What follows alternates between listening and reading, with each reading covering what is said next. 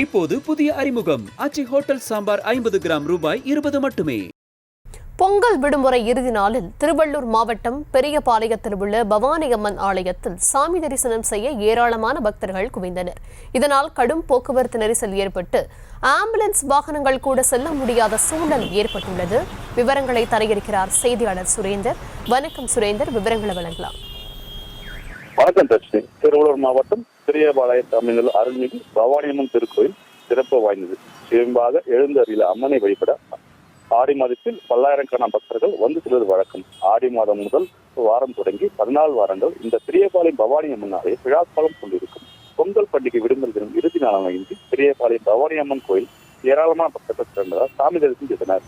ஏராளமான பக்தர்கள் சொந்த வாகனங்கள் வந்து அம்மனை தரிசித்து செல்வதால் பொங்கல் விடுமுறை இறுதி நாள் தினம் என்பதால் பெரியபாளையம் பவானி அம்மன் ஆலய பக்தர்கள் வருகையால் பெரியபாளையம் சுற்றுவட்டாது கடும் போக்குவரத்து நெரிசல் ஏற்பட்டது. இதனால் கோவிலுக்கு வந்த பக்தர்கள் மட்டுமல்ல, அவ்வழியாக வாகனங்கள் சென்ற பொதுமக்களும் கடும் சிரமத்திற்கு உள்ளாயினர். பொதுமக்கள் வாகனங்கள் மட்டுமல்ல, நோயாளி ஏற்றிச் செல்லும் ஆம்புலன்ஸ் வாகனம் கூட போக்குவரத்து சிக்கி செல்வதென பெரியபாளையம் பகுதியில் புறவழிச்சாலை அமைக்க வேண்டும் என்று கோரிக்கை நீண்ட நாளாக கிடப்பில் போடப்பட்டுள்ளது. முக்கிய நாட்களில் கடும் போக்குவரத்து ஏற்பட்டு வருகிறது. சென்னையில் இருந்து பெரியபாளையம் வழியாக திருப்பதி செல்லும் வாகனங்கள் ஊர்ந்து செல்வதால் கடும் போக்குவரத்து ஏற்பட்டு உடனடியாக பெரியபாளையத்தில் புறவழிச்சாலை திட்டத்தை நிறைவேற்ற வேண்டும் என்று கோரிக்கை வைக்கப்பட்டது. மேலும் பெரியபாளையம் பகுதியில் போதிய போலீசார் இல்லாதால் போக்குவரத்து ஒழுங்குபடுத்துவதில் தொய்வு ஏற்பட்டுள்ளது.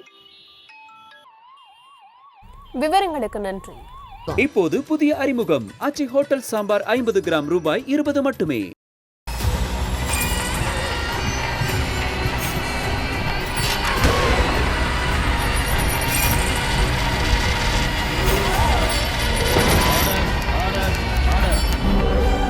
நிகழ்தகவு குற்றங்களின் மறுபரிமாணம்.